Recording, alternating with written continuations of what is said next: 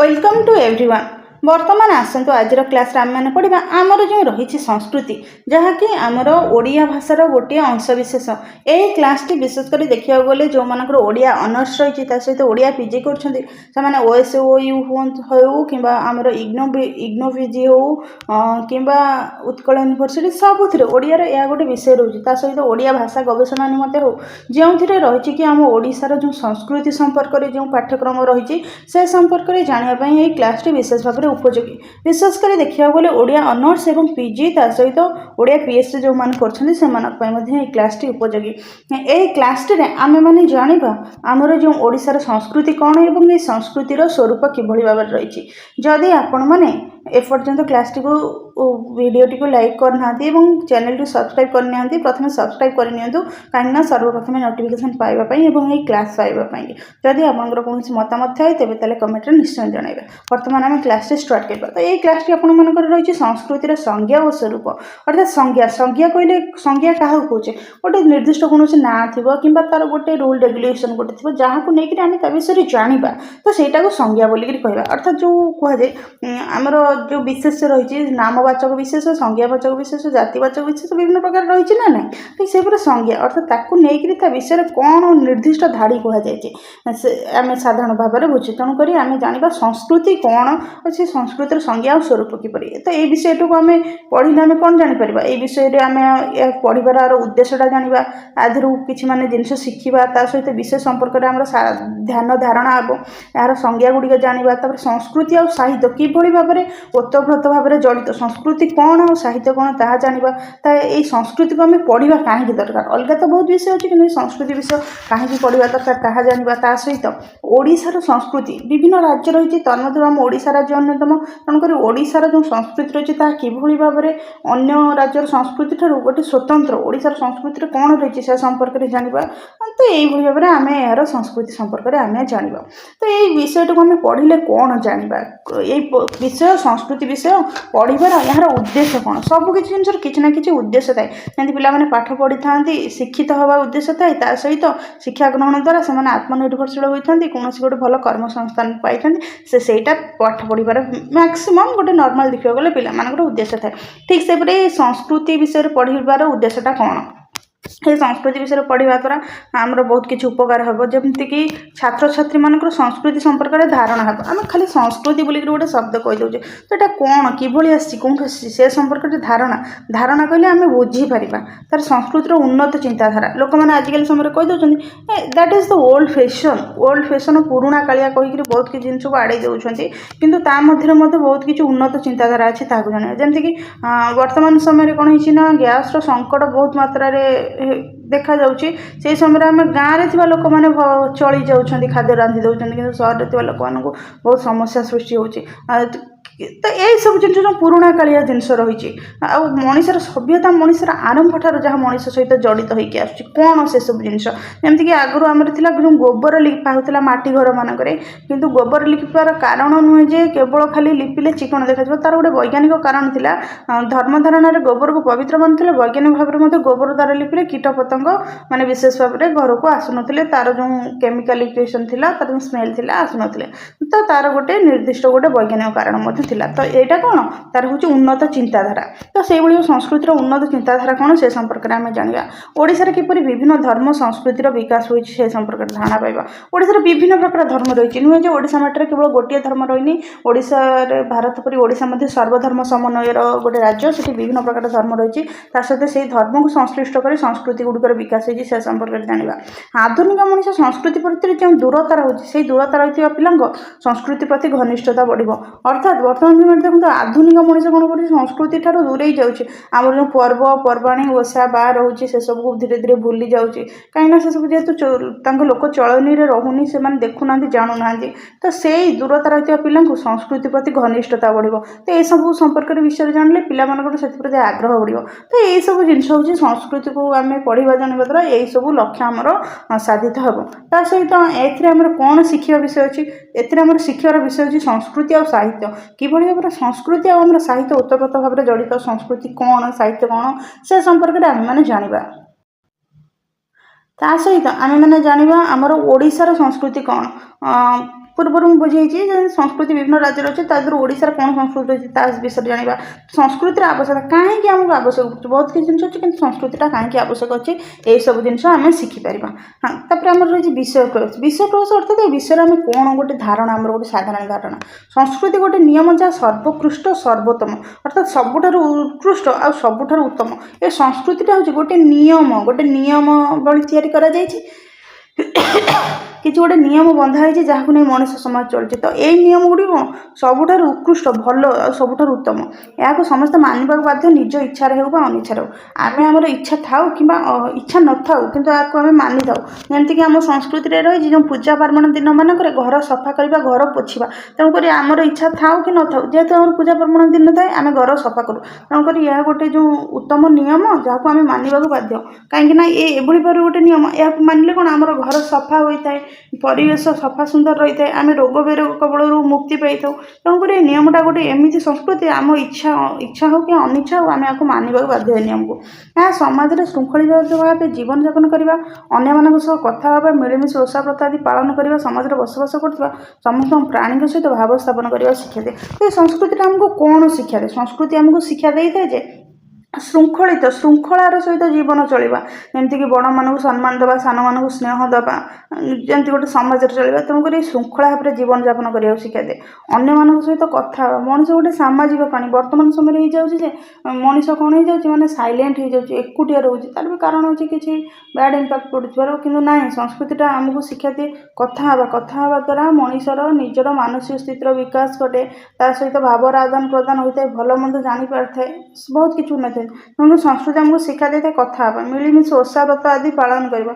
ତ ଲୋକ ମିଶିକିରି କ'ଣ କରନ୍ତି ନା ଓଷା ବ୍ରତ ସବୁ ପାଳନ କରନ୍ତି, ଯେମିତି ୟୁନିଟ୍ ହେଇକରି ଗୋଟେ କାର୍ଯ୍ୟ କରିବା, ସେଥିରେ ଖୁସି ଲାଗିଥାଏ, ବହୁତ ଆନନ୍ଦ ଆସିଥାଏ। ସମାଜରେ ବସବାସ କରୁଥିବା ସମସ୍ତ ପ୍ରାଣୀଙ୍କ ସହିତ ଭାବ ସ୍ଥାପନ କରିବା।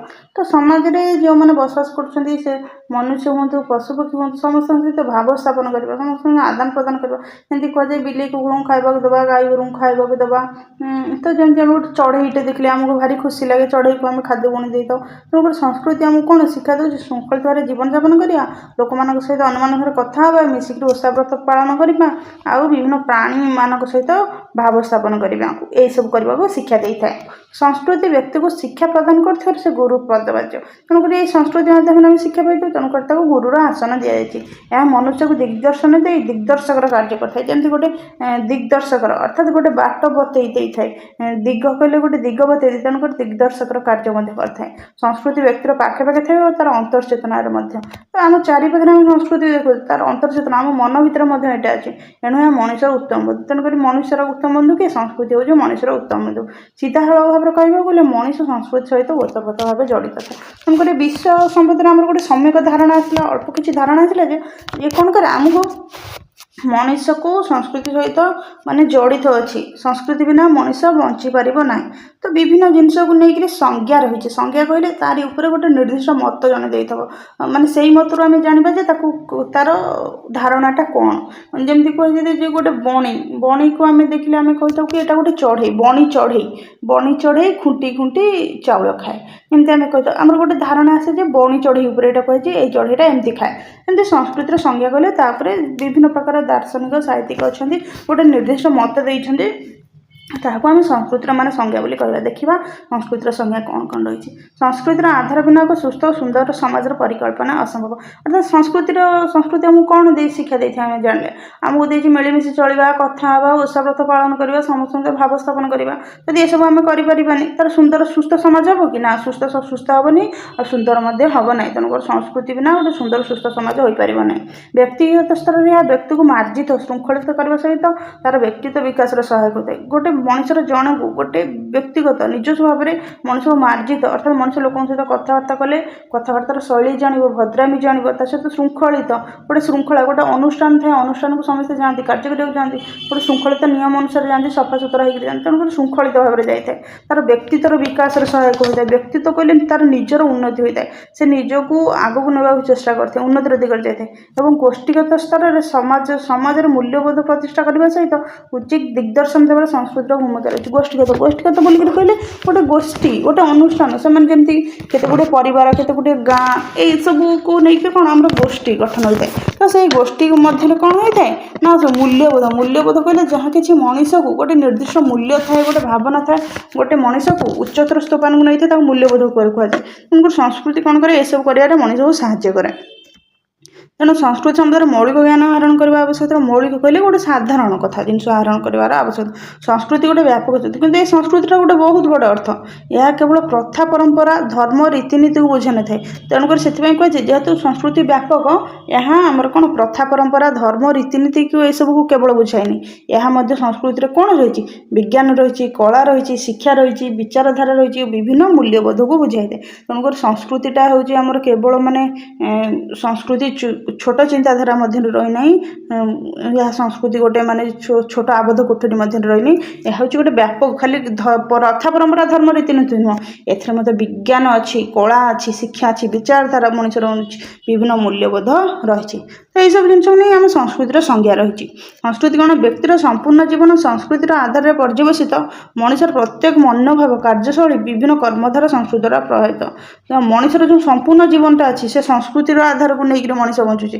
ତ ସେଥିରେ କ'ଣ ଅଛି, ମଣିଷର ମନୋଭାବ ଅଛି। ମନୋଭାବ କେମିତି, ମଣିଷ ଗୋଟେ ମାନେ ପର୍ବପର୍ବାଣୀକୁ ନେଇ ଭାବିଲା, ନିଜ ଲୋକମାନଙ୍କୁ ନେଇ ଭାବିଲା, ସମାଜରେ କ'ଣ ଘଟୁଛି ସେସବୁ ନେଇ ଭାବିଲା। ତା'ର କାର୍ଯ୍ୟଶୈଳୀ କହିଲେ ସେ ଯେଉଁ କାମ କରୁଛି, ସମାଜକୁ ଦେଖି, ସଂସ୍କୃତି ଅନୁସାରେ, ରୀତିନୀତି, ପର୍ବପର୍ବାଣୀ, ବିଜ୍ଞାନ, କଳା, ସେସବୁ ଦେଖି ସେ କାମ କରିଥାଏ। ଆଉ ବିଭିନ୍ନ କର୍ମଧାରା ସଂସ୍କୃତି ଦ୍ୱାରା ପ୍ରଭାବିତ। ତ ଏଇସବୁ ସଂସ୍କୃତି ପ୍ରଭାବ କରୁଛି। ଦୈନନ୍ଦିନ ଜୀବନରେ କୌଣସି ବିଭାଗ ନାହିଁ ଯାହା ସଂସ୍କୃତିର ପରିସରରୁ ଉତ୍ତର। ତ ପ୍ରତିଦିନ ଜୀବନରେ କୌଣସି ଗୋଟେ ଜିନିଷ ଦେଖିବେନି କି ଯେଉଁଟା ସଂସ୍କୃତିର ବାହାରକୁ। କାହିଁକିନା ଆମେ ତ ଦେଖିଲେ ଧର୍ମ, ରୀତିନୀତି, ପ୍ରଥା, ପରମ୍ପରା, କଳା, ଶିକ୍ଷା, ସାହିତ୍ୟ, ବିଜ୍ଞାନ ସବୁରେ ମାନେ ସଂସ୍କୃତି ରହିଛି। ତେଣୁକରି ଏଇସବୁକୁ ନେଇକରି ଆମର ଜୀବନ ଗଠିତ ନା ନାହିଁ। ତେଣୁକରି ପ୍ରତିଦିନ ଜୀବନରେ ଆମେ ଯାହା ସବୁ ଦେଖୁଛେ ସବୁ କିଛି ସଂସ୍କୃତିର ଅଂଶବିଶେଷ, ଯେଉଁ କାମ ବି କରୁଛି। ସେହିପରି ସମାଜର ସବୁ ବ୍ୟବସ୍ଥା ମଧ୍ୟ ସଂସ୍କୃତିର ମୂଲ୍ୟବୋଧ, ତେଣୁକରି ମୂଲ୍ୟବୋଧକୁ ଗୁରୁତ୍ୱ ଦେଇଥାଏ। ତେଣୁକରି ସମାଜରେ ଯେଉଁ ସବୁ ବ୍ୟବସ୍ଥା ଅଛି ସେସବୁ କ'ଣ ସଂସ୍କୃତିର ମୂଲ୍ୟବୋଧର ଗୁରୁତ୍ୱ ଦେଇଛି। ସମାଜର ଯେଉଁ ସବୁ ବ୍ୟବସ୍ଥା ଅଛି ସିଏ ସବୁ କ'ଣ, ତା'ର ଯେଉଁ ମୂଲ୍ୟବୋଧ ସବୁ ସଂସ୍କୃତିକୁ ନେଇକରି ପରିଚାଳିତ ହେଉଛି। ବିଭିନ୍ନ ପ୍ରକାର ଜିନିଷ ତାହା ଆମେ ଧୀରେ ଧୀରେ ବୁଝିଲେ ବୁଝିପାରିବା। ଏହି ମୂଲ୍ୟବୋଧ ସମାଜ ମଧ୍ୟରେ ସ୍ଥିରତା, ନିରନ୍ତରତା ଆଣେ, ଯାହା ସାମାଜିକ ବିକାଶ ପାଇଁ ଆବଶ୍ୟକ।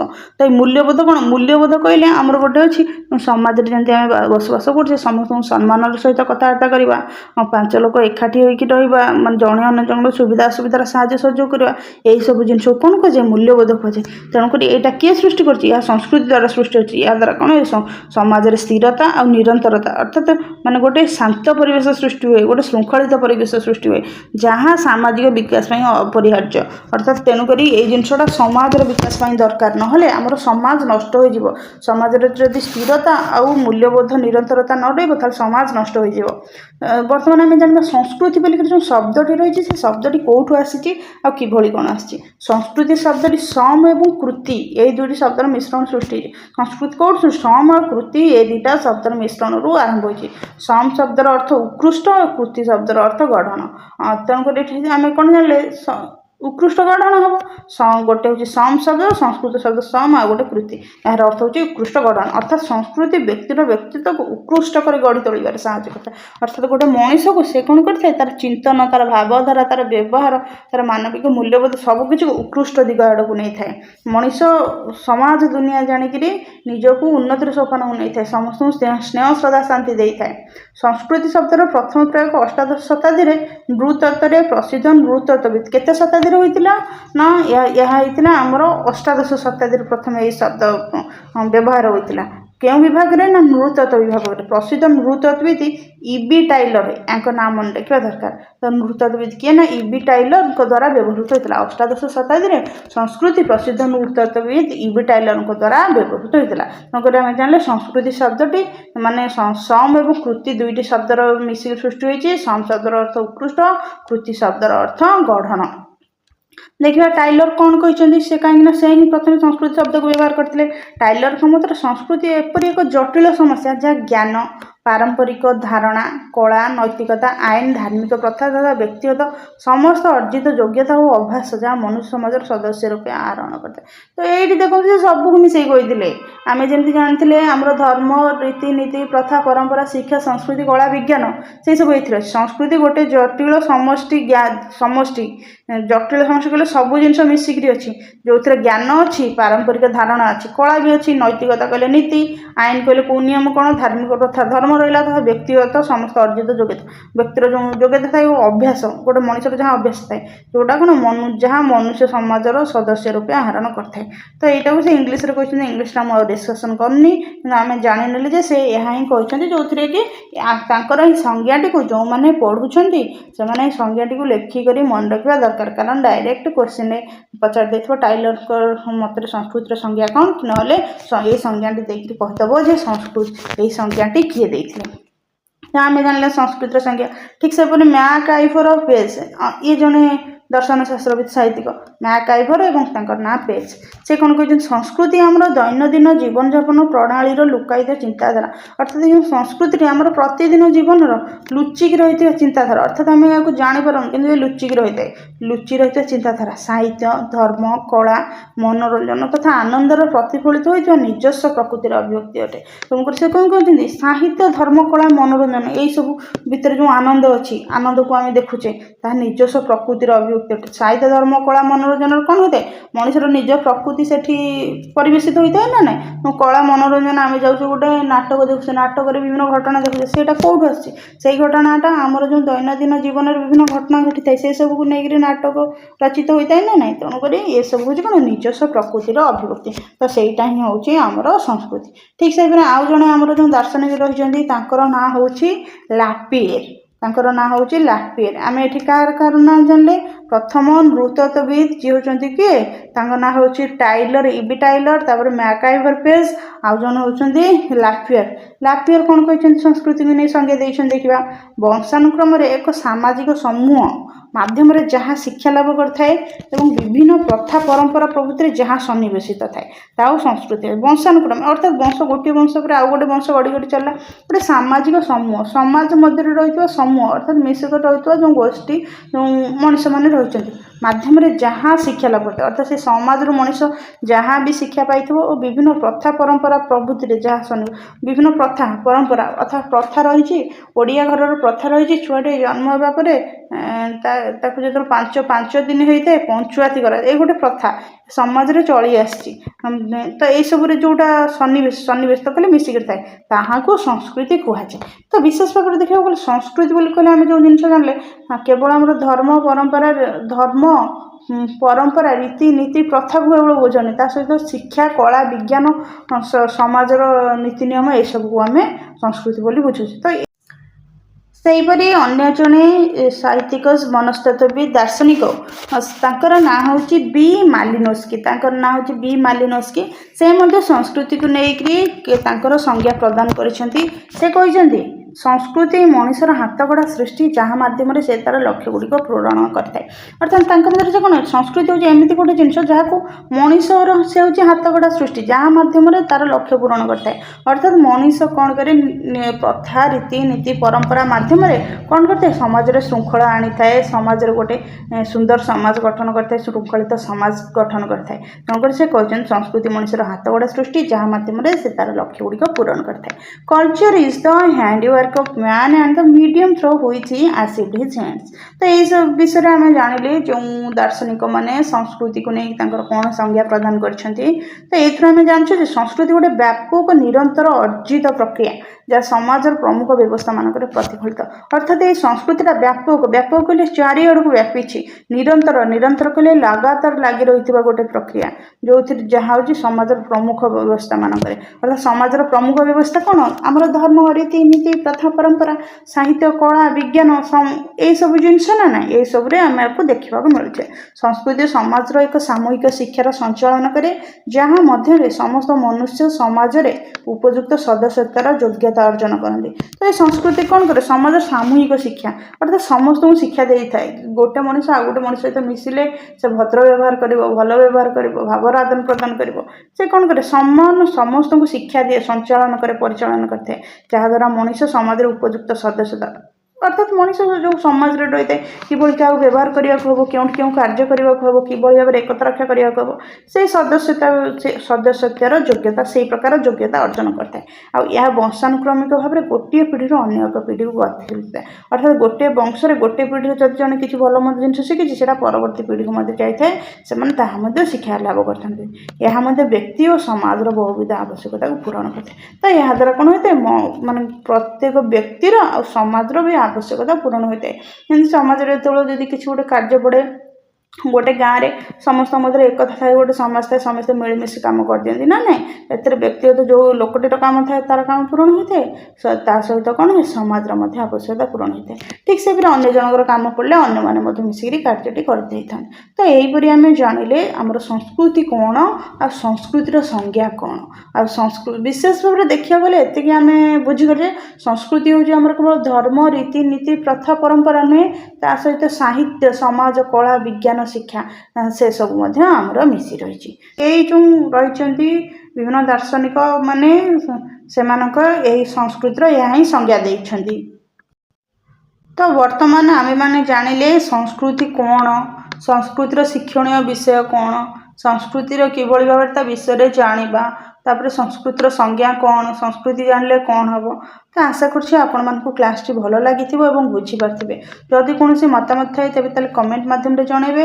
ଆଉ ଏହି ବିଷୟଟି ବିଶେଷ ଭାବରେ ଓଡ଼ିଆ ଅନର୍ସ ଷ୍ଟୁଡେଣ୍ଟସ୍ ଯେଉଁମାନେ ରହିଛନ୍ତି, ଓଡ଼ିଆ ସମ୍ମାନ ଛାତ୍ରଛାତ୍ରୀ, ତା ସହିତ ଯେଉଁମାନେ ଓଡ଼ିଆ ସ୍ନାତକୋତ୍ତର ଅର୍ଥାତ୍ ଓଡ଼ିଆ ପିଜି କରୁଛନ୍ତି ସେମାନେ, ଏବଂ ଓଡ଼ିଆ ଭାଷା ଶିକ୍ଷା କ୍ଷେତ୍ରରେ ଯେଉଁମାନେ ଗବେଷଣା କରୁଛନ୍ତି ସେମାନଙ୍କ ନିମନ୍ତେ ବିଶେଷ ଉପଯୋଗୀ। ତା ସହିତ ଓଡ଼ିଆ ଭାଷାର ଅସ୍ମିତା, ଓଡ଼ିଆ ଭାଷାର ଯେଉଁ ରହିଛି ଧର୍ମ ରହିଛି, ଓଡ଼ିଆ ଭାଷାରେ ଆଗକୁ ଯିବାର ଯେଉଁ ମୂଲ୍ୟବୋଧ ରହିଛି ସେସବୁ ଜାଣିବା ନିମନ୍ତେ ଆମେ ଆମର ଏଇ ସଂସ୍କୃତିର ସଂଜ୍ଞା ଜାଣିବାର ଆବଶ୍ୟକତା ରହିଛି।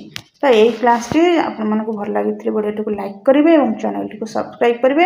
ଏବଂ ଏହି କ୍ଲାସ୍ଟି ବିଶେଷ ଭାବରେ ଓଡ଼ିଆ ସମ୍ମାନ ଛାତ୍ରଛାତ୍ରୀ ଏବଂ ଯେଉଁମାନେ ଓଡ଼ିଆରେ ସ୍ନାତକୋତ୍ତର ବା ପିଜି କରୁଛନ୍ତି ଏବଂ ଓଡ଼ିଆରେ ଗବେଷଣା କରୁଛନ୍ତି, ତା ସହିତ ଓଡ଼ିଆ ଭାଷାର ସଂସ୍କୃତିର ଉନ୍ନତି ଏବଂ ଓଡ଼ିଆ ଭାଷାର ଆଗକୁ ଯିବାର ପ୍ରକୃଷ୍ଟ ଦିଗ୍ଦର୍ଶନ ନିମନ୍ତେ ଏହି କ୍ଲାସ୍ଟି ବିଶେଷ ଭାବରେ ଉପଯୋଗୀ।